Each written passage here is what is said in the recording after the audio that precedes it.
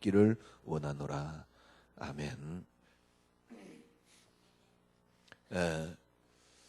바울은 오늘 본문에 보니까요, 이렇게 자기를 어떻게 표현하냐니까 종이란 단어를 썼고, 또 6절에 보니까 그리스도의 것으로 부르심을 받은 자니라.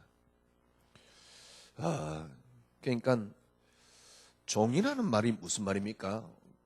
주인 거라 그 말이지요. 또 바울은 뒤에는 이제 그리스도의 것으로 부르심을 받았다. 본래 우리가 그리스도의 것이었고요. 또 여러분이 신앙이 진짜 되려면 그리스도의 것이라는 것이 회복이 되어버리면 신앙생활이 회복이 되겠지요. 본래 모든 것이 하나님 것입니다. 또 하나님에 의해서 시작되었고요. 우리가 너무 잘 아는 사실이잖아요. 모든 것이 하나님의 것입니다. 그럼 뭐 말 안 해도 너무 아는 사실 아닙니까? 아무것도 없는데 원인자 한 분이 계셨어요. 그러니까 학자들이 기독교만 맞느냐라고 주장을 하면서 반문하고 싶겠지만은, 그러면 누가 만들었다고요? 그럼 이 땅을 진화론자의 말대로 우연히 생긴 겁니까? 그건 진짜 말도 안 되는 무식한 소리지요. 인간이 본래 하등 동물인데 고등 동물로 진화가 되었다. 그렇게 주장하는 것은 천하의 바보지요. 왜냐니까 어떤 근거도 그걸 찾아볼 수가 없어요. 본래 이 땅에 아무것도 없는데 원인자가 있습니다. 어떻게 이 땅이 그냥 생겼다고 말할 수 있겠습니까? 분명히 만든 분이 계세요. 그분이 누굽니까? 어디에서 이 답을 이야기를 하고 있습니까? 성경이 이야기하고 있잖아요. 모든 것이 하나님의 것으로. 그래서 하나님에 의해서 창조되었고 하나님의 것으로 창조되었습니다. 그런데 우리가 몇 번 살펴봤듯이요, 하나님은 이 땅을 창조하시고 하시는 그런 분이 아니에요. 그래서 하나님께서 뭘 통해서요? 그리스도를 세우신 겁니다. 그리스도로 말미암아 이 땅을 창조할 수 있도록. 근데 그 그리스도는 누굽니까? 그리스도는 하나님의 근본입니다. 하나님이 이 땅을 창조하시는데 그리스도를 통해서, 그러면 그 그리스도가 누굽니까? 하나님 당신 자체이십니다. 하나님 당신 자체라야지 창조할 수 있으니까요. 그래서 하나님 당신 자체입니다. 그런데 왜 하필 그리스도입니까?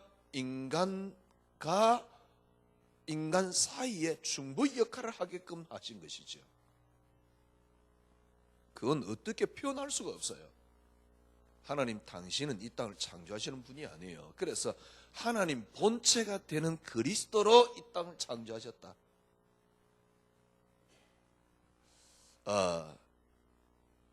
이걸 어떻게 설명을 하겠습니까? 아무것도 없는데 원인자 한 분이 계세요. 그분이 하나님입니다. 하나님이 이 땅을 창조하시는 분이 아닙니다. 하실 수 없는 게 아니고, 하시는 분이 아니고, 이 땅을 창조하는 모든 만물의 중보자로 세웠는데 그분이 그리스도입니다. 그런데 그분이 누구냐? 본래 하나님 근본입니다. 그래서 바울은 뭐라고 표현했습니까? 하나님의 본체라고 표현을 했습니다. 그냥 하나님이 바로 그냥 창조하면 되지. 그게 꼭 그렇지만은 않아요. 그래서 하나님과 우리 인간과 만물과 모든 것 사이에 하나님 당신 자체를 세우셨다니까. 그분이 그리스도입니다. 왜 그렇게 했습니까? 중보의 역할을 해야 되기 때문에. 저는 이게 믿어져요. 하나님이 중보의 역할을 해야 된다는 사실. 다시 말씀드리면 그리스도라는 말은 무슨 말이냐? 모든 것이 하나님의 의해서 하나님의 것으로. 그래서 바울이 오늘 보세요. 우리는 그리스도의 것으로. 모든 것이 하나님에 의해서 하나님의 것으로. 근데 여러분, 창세기 3장이란 말이 무슨 말입니까? 예, 아담 하와가 이제 마귀의 유혹을 받았지요. 어떻게 유혹을 받았습니까? 네가 선악과를 따먹으면 하나님 같이 될 수 있다. 네, 선악과를 따먹으면 뭐요? 네가 하나님이 된다, 그 말이거든요. 하나님이 된다. 이 말은 무슨 말입니까? 모든 것은 하나님의 것으로, 그리스도의 것으로 살도록 만들어졌는데, 쉽게 말하면 이제는 내 것으로 살 수 있다. 그러니까 모든 것들이 하나님 중심인데, 왜냐니까 당연한 거 아닙니까? 하나님 만드셨으니까. 그런데 어떤 유혹을 받냐니까 내가 하나님이 될 수 있다. 창세기 3장 사건이란 말은 무슨 말입니까? 이때부터 사람 중심으로 내가 한다, 그 말이죠. 나 중심이 돼버린 거예요. 쉽게 말하면 나를 찾기 시작한 겁니다. 예, 나 중심이 돼버린 것이죠.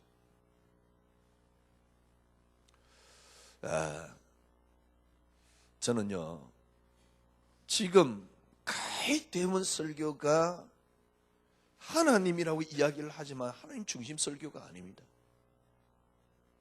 왜 그러냐니까 사람들에게 호소를 하다 보니까.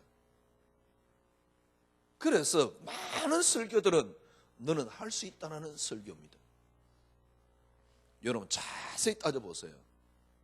어느 날 마귀가 인간에게 탁 찾아와서 뭐라 그러냐니까 네가 하나님 된다.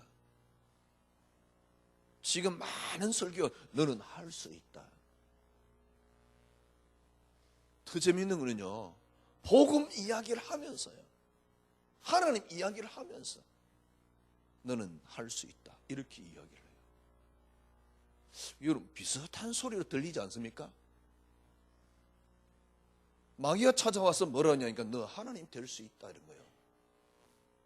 지금도 많은 설교들이 뭘 이야기를 하냐니까 창세기 3장이란 말은 사람 중심이 되었다, 그 말입니다. 그래서 사람이 원하는 소리를, 사람이 듣기를 좋아하는 소리를, 사람이 기뻐하는 소리를, 아니 무슨 사람이 기뻐하는 소리가 있겠습니까만은 사람이 기뻐하는 소리를. 저도 이전에 설교할 때 늘 그랬다니까요. 예를 들면 아브라함 이야기하면서 기복 5가지 축복, 5가지 축복, 예를 들면 언약적 축복 그 5가지 이야기할 때 진짜 그게 주님을 위한 것입니까? 사람을 위한 것입니까? 근데 거의 대부분 설교가 다 그래요. 심지어는 어느 정도로 유혹을 하느냐니까 네가 이렇게 하면 이렇게 되어진다. 그러면서 뭐냐니까 그렇게 하면 하나님이 영광을 얻으신다.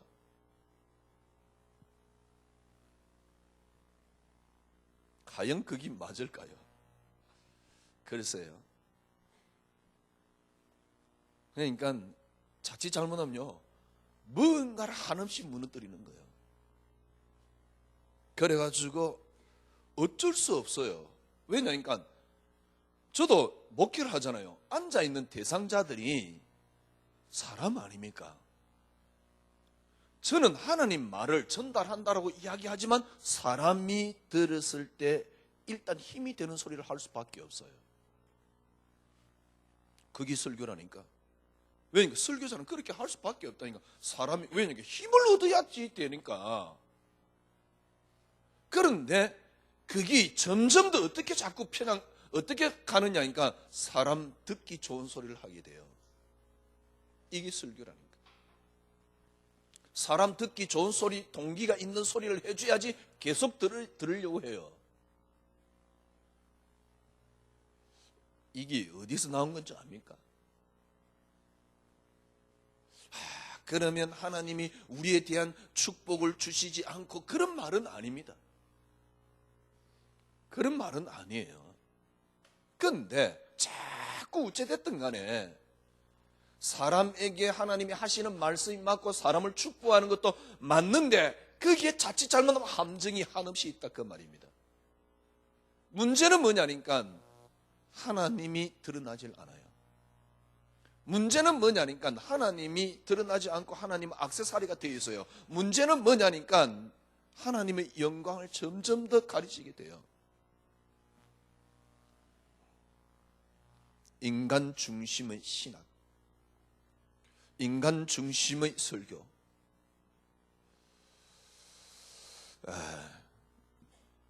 저는 진짜 가능할는지는 모르지만은 이때까지 우리가 인간 중심으로 있었던 모든 것들 하나님 중심으로 돌려드리자. 사실은 이게 개혁입니다. 인간 중심으로 있던 모든 걸 하나님 중심으로 돌려드리자.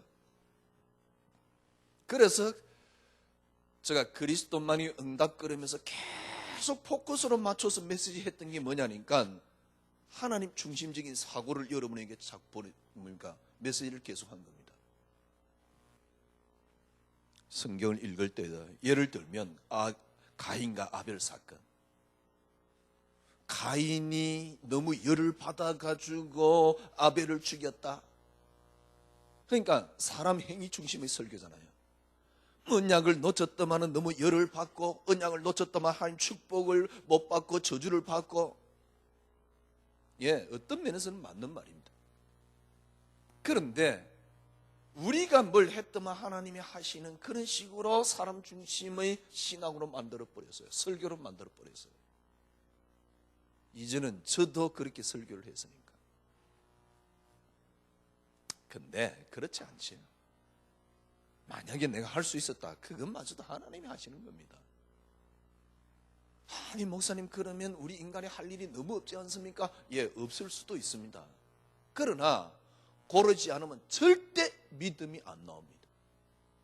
하나님 중심적인 생각과 사고 뭡니까? 쉽게 말하면 신앙생활을 하지 않으면 절대 믿음이 안 나옵니다.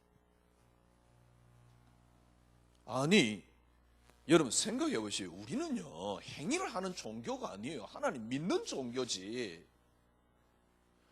행위를 아무리 잘한들 하나님이 실제적으로 안 믿으죠. 뭔 소용이 있는 거요. 그렇잖아요. 행위를 아무리 잘한들 내가 완벽하게 반듯하게 뭡니까? 하나님 앞에 헌금도 100% 완벽하게 아니면 200% 몇백 프로 완벽하게 한들 뭔 상관이 있어요. 진짜 내가 하나님 믿느냐는 거죠. 그 행위 잘하는 교인으로 만들면 안 되잖아요. 하나님 앞에 내가 쓰면 행위는 따라오는 것이고 하나님 앞에 내가 쓰면 삶은 따라오는 거고 하나님 앞에 완벽하게 쓰지 못했는데 행위가 된다. 그건 형식 아니에요. 그게 율법 아니에요. 그게 외식 아니에요. 하나님 앞에 내가 서면 하나님의 인지 앞에 내가 서면 당연히 삶은 따라오는 것이지. 그렇잖아요. 그런데 네가 열심히 하라는 식으로 이야기를 하고 있거든. 그러니까 자꾸 하나님 중심적인 척하면서 전부 다 사람 중심이요. 이게 창세기 3장이라니까. 생각을 해보십시오. 네가 선악과를 따면 하나님 될 수 있다. 지금 많은 사람들이 뭐라 그러냐니까 네가 열심히 하면 하나님의 역사가 일어난다. 네가 막 열심히 하면 축복을 받을 수 있다. 열심히 하면 축복을 못 받는단 말이 아닙니다.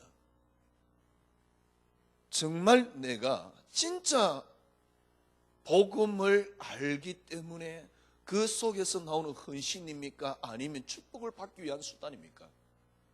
모르겠어요. 저는 어느 날 보니까 내가 하는 열심히 혹시 하나님이 내게 축복을 가져다 줄까 봐. 이런 식으로 교인을 만들어 놨다 그러면 그건 저주하는 거예요. 그게 진짜 나쁜 놈이라니까. 그런 식으로 교인들을 만들어 놨다면 진짜 나쁜 놈 중에 나쁜 놈이요. 왜냐니까 제가 어느 날 그렇더라니까요. 그래서 무엇보다 제가 갈등했던 게 뭐냐니까 왜 믿음이 안 자랄까? 목사인 내가. 왜냐니까 자꾸 사람 중심주의. 그래서 하나님이 은혜를 준 겁니다. 개혁이 뭡니까? 완전히 하나님께 돌려드리는 게 개혁입니다. 여러분과 저는 어떤 면에서 지금 개혁을 하는 겁니다. 크게 교회를 통째로 바꾸자 그런 거 필요 없고요. 내 신앙생활이 바뀌면 돼요. 그거 하나면 돼요. 그래서 하나님 앞에 진짜 뭐랄까요? 믿음으로 하나님 앞에 서면 돼요. 그게 개혁이라니까. 내 신앙이 바뀌면 되는 겁니다. 예, 유럽의 13세기쯤에 14세기쯤에 일단 대학이 발달했어요. 그때부터 이제 대학이 생기기 시작했어요. 그리고 14세기 말쯤에 인쇄술이 드디어 나왔어요. 유럽에서. 그리고 그때 유럽이 뭐냐니까 십자군 전쟁을 일으킬 때입니다. 한 번도 보지 못한 동방 문화를 접하게 되었어요. 그러니까 이제 동서방이 서로 이제 문화를 교류하는 그런 시대가 왔지요. 그런 시대 뒤에 따라온 게 뭐냐니까 르네상스입니다. 문예 부흥 시대가 열린 겁니다. 문예 부흥 시대가 뭐냐? 쉽게 말하면 학적으로 말하면 인문주의예요. 인문주의. 인문주의란 말은 무슨 말이냐니까 이때까지 중세의 문화들은 완전히 쉽게 말하면 하나님 중심입니다. 그런데 하나님 중심이 아니지요. 행위 중심이지요. 그러나 일단 모든 생활이나 삶의 모든 것들이 신율 중심, 하나님 중심입니다. 법도, 생활도, 문화도, 그러니까 그때는 문화가 교회밖에 없잖아요. 하나님 중심이란 말이에요. 그런데 이걸 과학이 발달되면서 그 다음에 문화가 발달되면서 인쇄술이 발달되면서 성경이 이제 막 번역되기 시작하고 뭐 하여튼 대학이 발달되고 인간 사고가 발달되면서 쉽게 말하면 인문주의란 말은 휴머니즘입니다. 인간 중심의 세계가 펼쳐진 거예요. 참 재밌지요.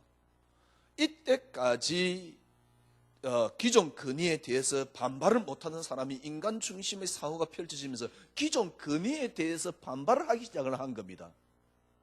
기존 근위에 대한 반발을 하는 문학들이 쏟아져 나오기 시작했어요. 그 대표적인 게 데카르트입니다. 그러니까 그런 것들이 쏟아져 나오면서 기존 근위에 대한 반발을 하기 시작한 그런 마음이 결국은 사고를 하게 되었고 기존 근위에 대한 반발하는 마음이 심어진 것이 그 르네상스입니다.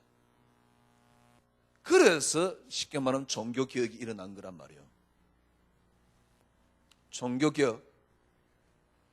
중세 유럽을 한번 상상해 보세요. 전부 다 교회를 다니는 시대예요. 모든 문화가 교회 문화입니다.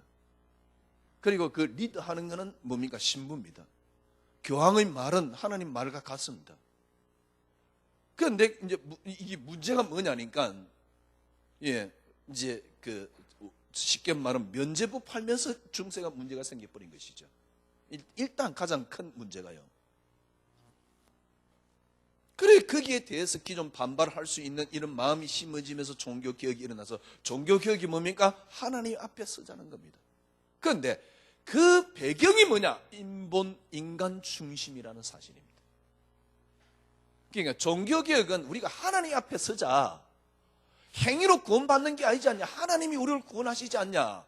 라고 하지만 그 사상 배경은 뭐냐? 르네상스 인문주의입니다. 인간 중심의 사고란 말이에요. 그러니까 끊임없이 인간 중심으로 자꾸 돌아가는 것이죠. 여러분 쉽게 말하면 루터가 종교개혁을 했을 때 그걸 라틴어 세 개로 표현을 했습니다.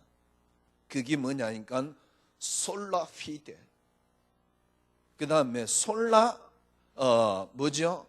솔라 그 다음에 솔라 그라틴. 쉽게 말하면 오직 믿음, 믿음으로 구원받는다. 그 다음에 또 솔라 그라티아, 오직 하나님의 은혜로 구원받는다.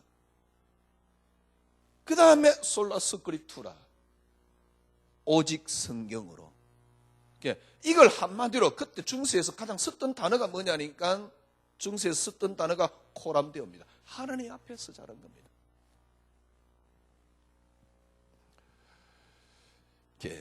그래서 루터 뒤에 일어난 신학자가 한 사람이 나왔는데 그 사람이 칼빈입니다. 철저하게 인간이 아니고 하나님의 주권을 인정을 하기 시작한 거죠.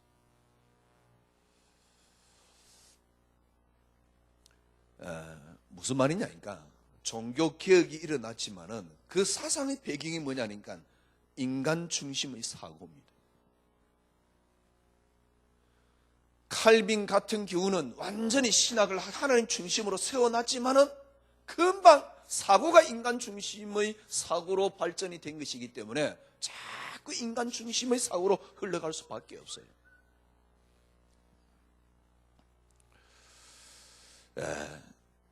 인간 중심의 사고로 흘러갈 수밖에 없어요.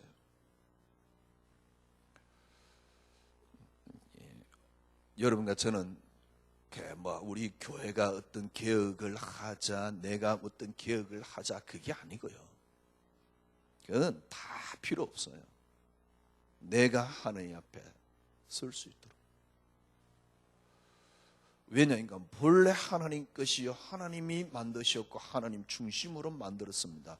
하나님이 이 땅을 만들었단 말 자체가 뭡니까? 하나님 당신이 주권이라 그 말입니다. 제가 말씀드렸잖아요. 더 이상 하나님을 귀신으로 만들지 말라고요. 우리가 뭘 하면 하나님 뭐 하시고, 그러니까 여러분이 계속 들으면서 이제 구분이 되잖아요. 그런데도 다른 설교가 들린다는 게 그게 기적이요. 우리 교인들은 아직도 다른 설교들이 들리나 봐요. 왜냐하면 전부 다 사람 중심이에요. 네가 역을 하면 하나님이 너를 축복하시고, 이게 핵이에요. 정말 맞는 겁니까? 제가 어느 날 그랬다니까요. 내가 하는 행위가 뭐냐니까, 내가 이걸 하면 하나님이 나를 축복하신다. 그러니까 자꾸 어디를 찾냐니까 나를 찾기 시작하는 겁니다.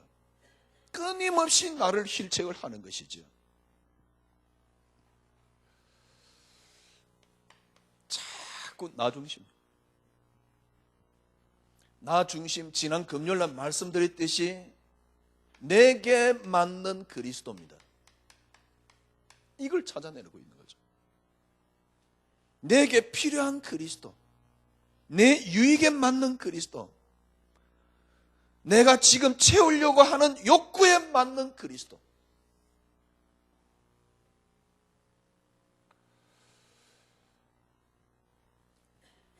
보세요.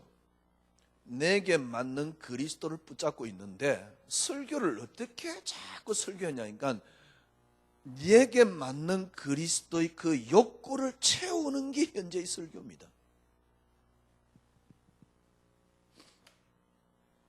모든 것은 우리 게 아닙니다. 하나님으로부터 시작됐습니다. 지금부터 여러분 신앙생활 회복은 간단합니다. 내 인생의 근원은 하나님입니다. 남편도 아닙니다. 자녀도 아닙니다. 애도 아닙니다. 경제도 아닙니다. 어떤 것도 아닙니다. 내 인생의 근원은 하나님입니다. 내가 어떻게 하면 됩니까? 그 하나님 속에 들어가면 돼요. 그런데 창세기 3장이란 말은 무슨 말이냐? 자꾸 인간 중심, 나 중심. 그래서 개혁이란 말은 무슨 말입니까? 하나님 중심으로 돌려드리자 그 말입니다. 코람데오, 우리가 하나님 앞에 서자, 이게 종교개혁자들의 한 말입니다. 그런데 자꾸 인간 중심. 현대 설교는 어떻습니까? 인간 중심에 있는, 인간 중심이 되도록 사람 말에 듣기 좋은 소리를 해요. 그래가지고 교회에서 딱 유혹할 때 최고 좋은 단어가 뭐냐? 네가 이렇게 하면 하나님이 너를 축복하신다라는 단어입니다. 이게 깊이 따지면 얼마나 나쁜 소리인지 몰라요.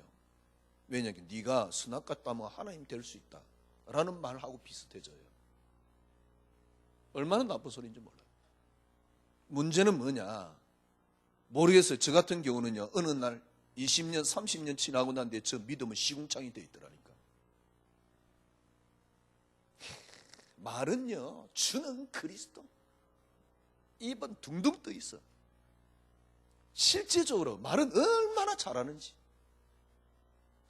설교하는 분들 보면 지가 최고, 지구상에 최고 믿음 좋은 같이 이야기해요. 솔직히 까놓고 이야기합시다. 내 개인이 진짜 문제 생겼을 때 염려 안 됩니까? 어떻게 나는 염려가 되면서 성도들에게 염려하지 말라고 감히 말할 수 있습니까? 아니, 어떻게 완벽한 사람이 있겠습니까? 많은. 그죠? 그것도 한두 분이지.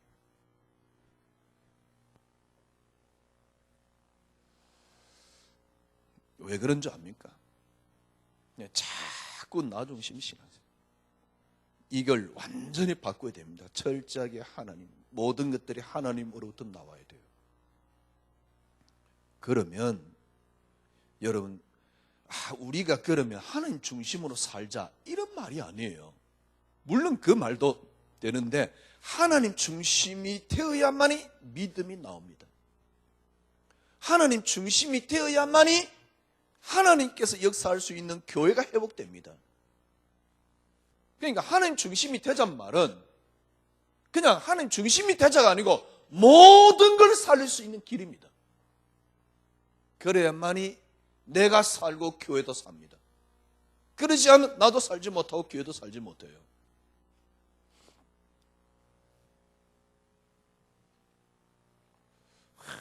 뭐 우리가 막 교회 막 뭐 전도를 많이 하고,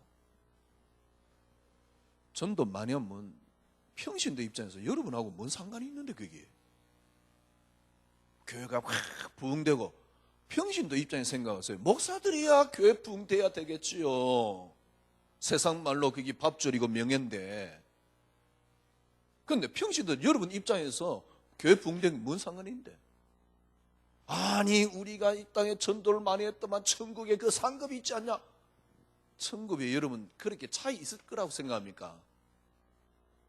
물론 상급은 있겠지요. 그게 어떤 의미인지. 그러나 우리가 생각하는 의미는 아니라는 사실입니다. 만약에 우리가 생각하는 의미로 차등이 있다 그러면 천국이 아니에요. 그런 천국 왜 갑니까? 내가 이 땅에 전도를 참 많이 했더만 천국에 와 있거든. 어깨 훅가시를 주고. 그건 천국이 아닙니다. 천국엔 차등 없어요. 한 명도 전도 못한 사람이나 많이 전도한 사람에 차등 없다니까. 그런데 부끄러운 부분은 있을 수도 있겠지요. 그러나 천국이 부끄러움이 있을까요? 글쎄. 그러면 천국 될까요? 그러면 세상하고 같은데 뭔 천국이라 그래요. 부끄러움이 있고 쪽팔림이 있고 그러면 세상하고 같은데 뭔 천국이라 그러겠어요. 세상하고 같은 천국 왜 갑니까? 가니까 너무 쪽팔리고. 옛날에 내 설교 그랬잖아요. 한 명도 전도 못했더만 하나님 앞에 쪽팔리는데 영원히 쪽팔린다고. 어떤 면에서 맞는 말인데요. 그러나 그런 개념이 있는 것이 천국은 아닙니다. 그런 개념이 있다 그러면 세상하고 같은 겁니다. 천국은. 갈 필요 없는 곳이에요. 그런 개념이 있다 그러면 여러분과 저는 세상에서 도둑질하면서 하여튼 간에 뭐 즐길 거 다 즐겨야지 뭐 때문에 천국을 소망하면서 살아가겠어요. 천국은 차등 없습니다. 개똥같은 소리 그만하라 그랬어요. 물론 구원받은 자가 천국에 있습니다. 그러나 그것 때문에 내가 막 이렇게 힘이 들어가고 그게 천국 같습니까? 천국은 그런 개념 없습니다.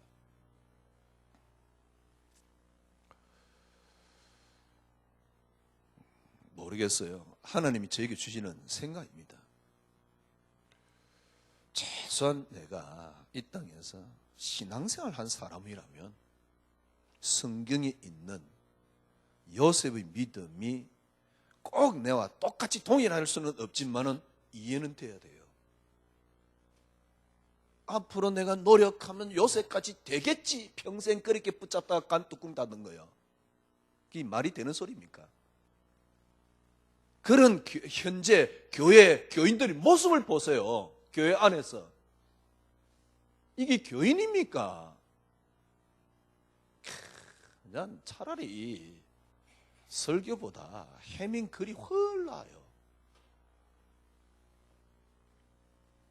어제도 제가 읽으면서 진짜 글 잘 썼더만.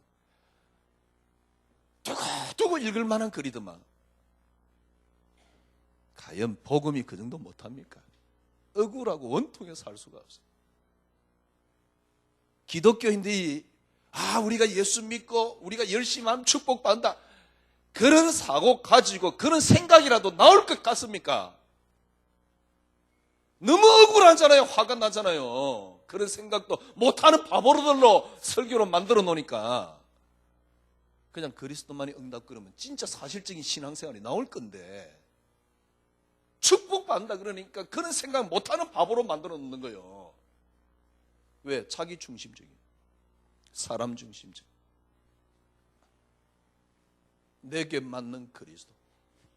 사람은 끊임없이 내게 맞는 그리스도를 만드는데 설교까지 거기다 부추깁니다. 그래 네가 열심히 하면 축복받는다. 내가 축복받으면 좋지만 여러분들이 그래가지고 헌금, 물론 좋겠지요. 목사 입장에서 헌금 많이 해야 되겠지요. 과연 네 헌금 참 많이 하네. 그래 내 네 축복해 줄게. 그게 하나님 맞을까요? 네 참 열심히 하네. 네가 한 만큼 내가 대가 줄게. 과연 그게 하나님 맞을까요? 내가 열심히 할 수 있는 것도 하나님으로부터 오는 것이지. 왜 지금 우리가 이렇게 설교합니까? 내가 열심히 할 수 있는 것도 하나님으로부터 오는 것이지. 이게 개혁이라니까.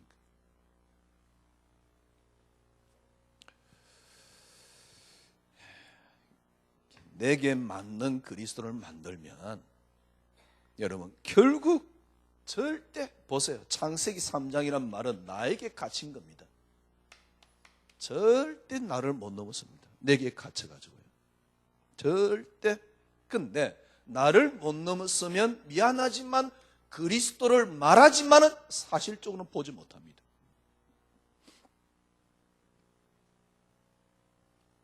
사실적으로 보지 못해요. 계속 나를 위한 그리스도로 만들지. 어떤 문제가 오는지 압니까? 나를 못 넘어서니까. 결국 그리스도의 본질을 못 찾으니까 인생 살고 30년, 40년, 50년, 60년 평생 뭡니까? 다르게 표현하면 목사짓 하고도 믿음 없는 그런 모습, 나의 모습을 발견하게 돼요. 그러니까 은퇴 목사님들이나 이런 목사님들 보면서요, 그래 기독교는 종교요. 믿음 없는, 결국은 믿음 없는 나의 모습을 보게 되지.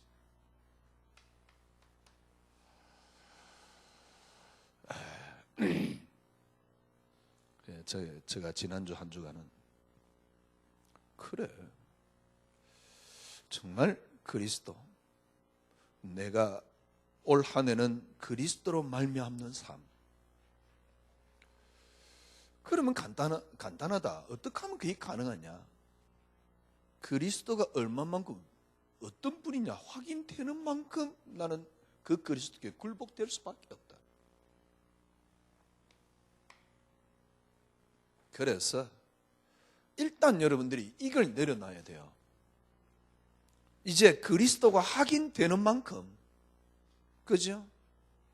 그리스도가 어떤 분인가, 쉽게 말하면 내가 그리스도에게 굴복하는 게 아닙니다. 굴복될 수밖에 없는 그리스도를 발견해버리면 돼요. 이거 발견 안 되면 절대로 안 되지요. 그 그리스도께 내가 굴복될 수밖에 없는 분.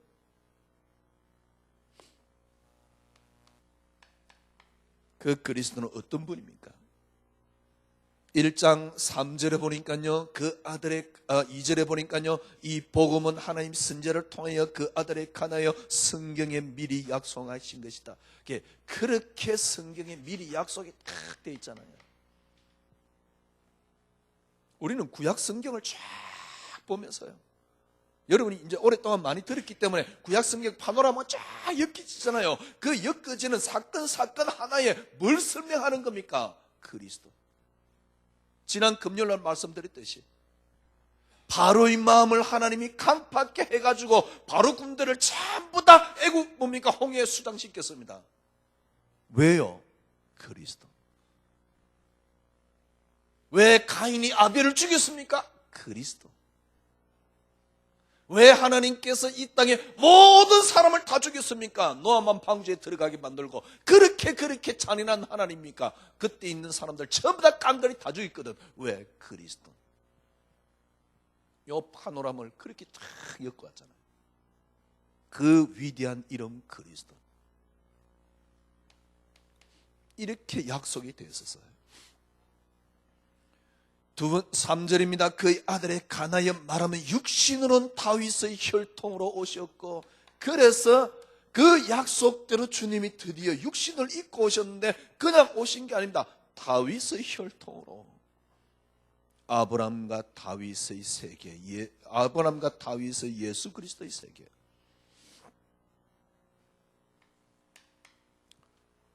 성결의 영으로, 주님께서는 영으로요, 그 표현을 성결의 영으로 뭐라고 표현했습니까?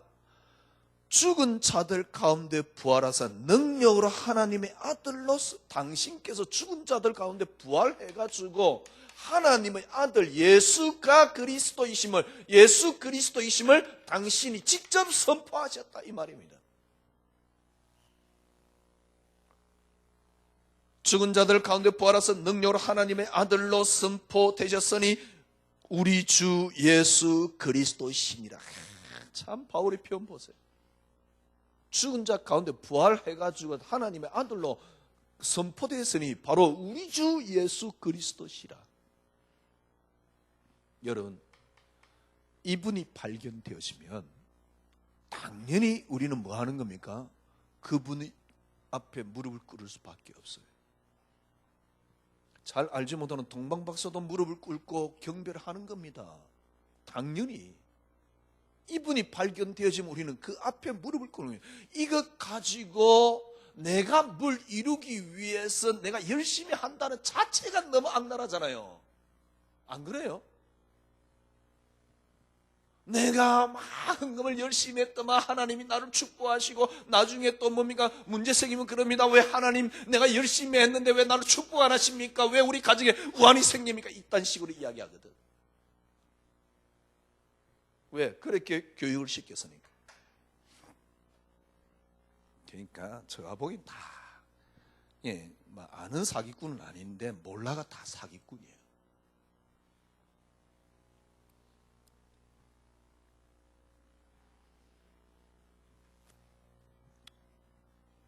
얼마나 오래 살 거라고 그죠?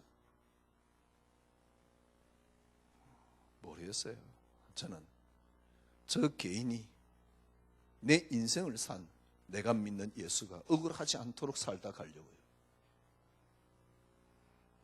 그래서 진짜 나는 우리 많은 사람은 아니지만 우리 후배들에게 아니면 내 자녀들에게 진짜 말할 수 있는 사람에게 예수 그분이 그리스도였다 라고 같이 나누다 가는 겁니다. 선포하다 가는 겁니다.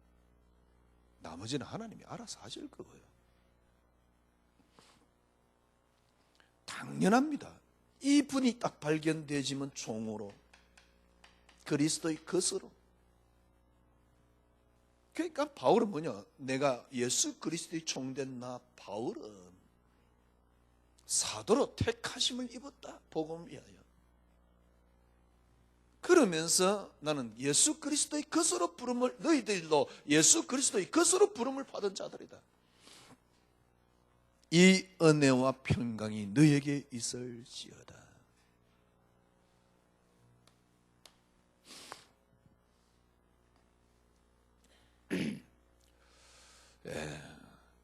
그래서 지금부터 여러분과 저는 어떻게 하면 됩니까?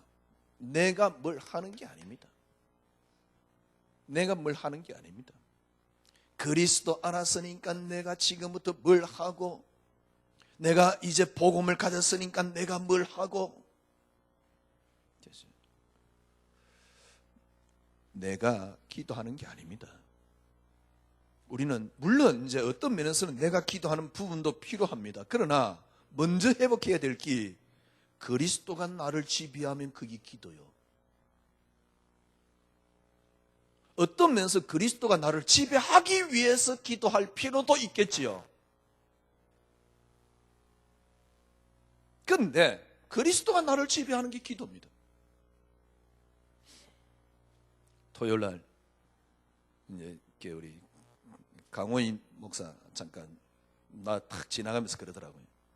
친하니까 뭐라 그러냐니까 요즘 네 보니까 25시가 아닌 것 같아. 어떻게 느끼시는데 그랬더만 24시로 느끼신대. 내가 그래서 23시다 그랬어요.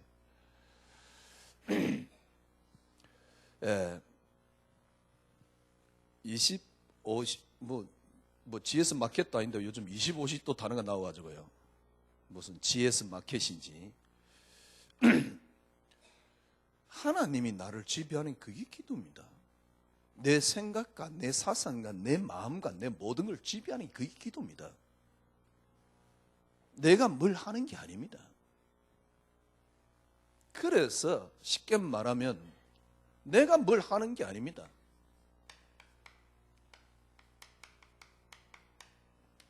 하나님이 그리스도가 나를 지배하는 게 기도입니다. 바울은 이걸 어느 정도 표현했습니까? 빌립보서 3장. 내가 가지고 있는 모든 걸 배설물로 여긴다. 그러면 그게 기도입니다. 모든 게 내게 해로 여겼다. 그러니까 그게 그리스도 모르도록 막았단 말이에요. 그래서 내가 모든 걸 배설물로 여기고 해로 여기는 이유가 뭐냐? 내 주 예수 그리스도 하는 지식이 가장 고사함을 인함이라. 그냥 최고로 와지면 됩니다. 최고로 와지니까 빌립보서 1장 20절에 뭐라 그랬습니까? 내가 살든지 죽든지 내 몸에서 그리스도가 총기되기를 원한다. 최고로 와지니까 갈라디아서 2장 20절 내가 이제 사는 것은 내가 사는 것이 아니요 내 속에 그리스도께 사시는 것이다. 여러분, 이게 어떻게 내게 올 수 있습니까? 제가 보기에는 하나밖에는 가능하지 않습니다. 하나님의 은혜로만이 올 수 있습니다. 바울은 어느 날 그리스도의 빌 앞에 무릎을 꿇었습니다. 그리고 인생을 완전히 굴복시켰습니다. 그게 은혜입니다. 그래서 그때부터 바울은 예수 그리스도의 완전 종이 되었습니다. 그리스도의 것으로 삶을 살았습니다. 여러분 인생이 어느 날이 아닙니다. 그리스도 이름 앞에 완전히 굴복되어지는 날, 그때부터 그리스도로 사는 삶이 이루어지는 겁니다. 내가 그리스도로 뭡니까 사는 삶 어떻게 가능할 것이냐? 그리스도 그 위대함 앞에 내가 굴복되어지면 그리스도에 의한 삶이 되어진다니까. 위대한 그리스도가 발견되어지고 그게 굴복되어졌다. 그럼 끝 아닙니까?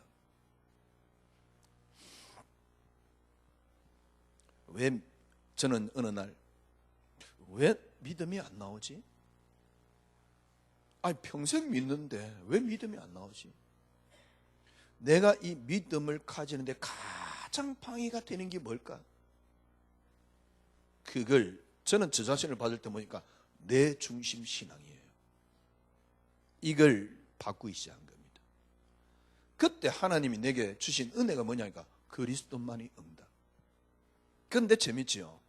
저는 그리스도만이 응답거리니까 하나님은 은혜가 임하더라니까. 어떻게 내가 이 신앙이 될 수 있습니까? 은혜만으로 가능합니다. 그런데 하나님께서 나는 왜 내 중심의 신앙을 하고 있을까? 이걸 내려놓은 겁니다. 그걸 어떻게 내려놨느냐? 나를 버리려고 해도 안 된다는 건 이미 나는 알고 있어요. 왜? 수없이 버려봤으니까. 그래서 그리스도만이 응답 그런 겁니다. 그리스도만이 응답 그러니까 은혜가 임하더라고요. 저 같은 경우는 그렇습니다. 제가 보기엔요, 이것 또한 한계가 있습니다. 어떻게 가능합니까? 은혜만으로 가능합니다. 그래서 지금도 저는 그리스도만이 응답입니다. 은혜로만이 가능하기 때문에.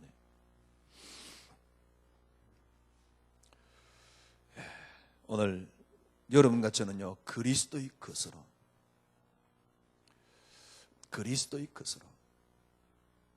여러분과, 그러니까 쉽게 말하면 표현을 나의 근원 회복,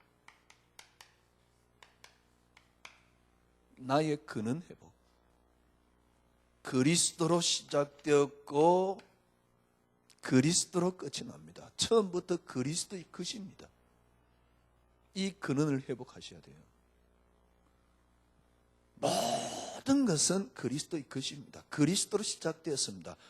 또 설명할까요? 창세기 1장 27절 보세요. 그리스도의 것으로 시작되었습니다. 그래서 모든 것은 그리스도의 것입니다. 나의 근원 회복. 나의 근원 회복이 뭡니까? 그리스도. 그래서 오늘 본문에 보니까 그리스도의 것으로 것이 되어버리면 이때부터 되어집니다.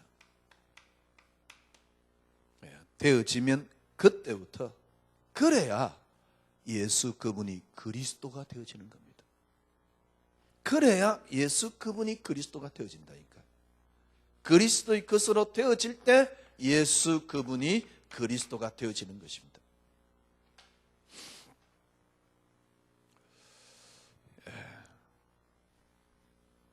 창세기 3장이라는 말은 사람 중심. 이제 우리 모든 것을 하나님께 돌려드릴 때가 왔습니다. 이게 개혁입니다. 중세교회 개혁은 전체적으로 교회가 다 교회를 다니는 그런 문화예요. 그런데 사람 중심의 휴머니즘이 나오면서 기존 근위에 대한 반항을 하기 시작한 게 종교개혁의 시초가 된 겁니다. 그런데 그 사상 바탕이 뭐냐? 사상 바탕이 인문주의예요. 휴머니즘이에요. 그래가지고 예수 믿고 구원 받는다까지는 회복됐지만은 그 나머지 사상은 자꾸 인간 중심으로. 그래서 나온 사상이 알미니안 사상이잖아요. 칼빈 죽기 전에 태어난 인물이 아닙니까? 알미니안이. 나중에 막 몇백 년 지나고 난 뒤에 나온 인물이 아니에요. 칼빈 사상 틀렸다는 거지. 나오자마자. 한참 칼빈이 주장하고 있을 때 인간이 나와가지고 칼빈 사상 니 틀렸다 이 말입니다. 예. 인간 중심의 사상. 이걸 우리가 다시 하나님 중심으로. 성경 자세히 보세요. 전부 다 그렇습니다. 하나님 중심 사상이 뭐냐? 그리스도입니다. 그리스도만으로 여러분들은 또 오늘 우리 본문에 보니까 그리스도의 것으로 사라지는 한 주간이 되어지기를 바랍니다. 기도하겠습니다. 하나님 감사합니다.